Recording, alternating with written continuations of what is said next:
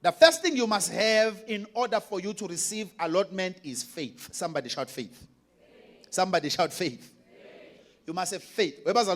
Everything I've spoken of here will require you to have faith. Give me 1330 numbers. It will require for you to have faith. Yes. Look at this. It says, then Caleb. These are the 12 spies. These spies were taken from each tribe as we were discussing the 12 tribes and we're looking at families through the lenses of those tribes. These spies went up to Canaan to spy it. When they got there, they saw the honey. They saw the milk overflowing the land. To such an extent that they had to grapes. They had to take some grapes from the land. The Bible says one batch of grapes had to be carried by 2 men. Now you can imagine how big that lump of grapes was. If 2 men had to hang it on a piece of wood and it will require 2 men to carry it back for Moses to see it and for Joshua to see it.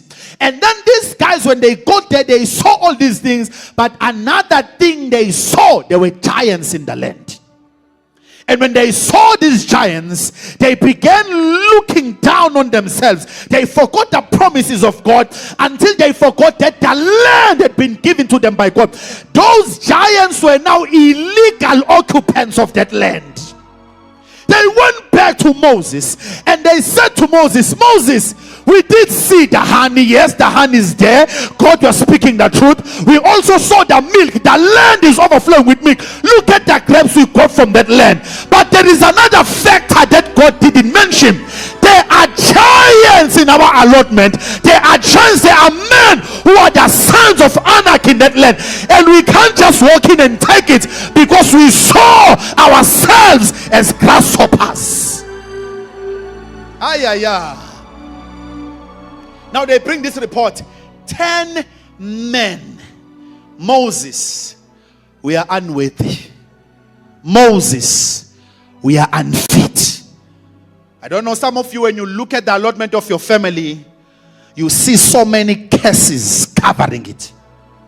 You see so many years having elapsed without anyone rising in your family to make a claim. I'm here to announce to you that if there was no one to make a claim, you are that man.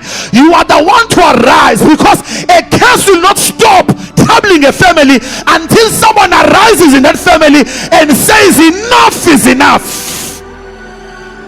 There must be a kinsman redeemer. There must be someone from the family bloodline who's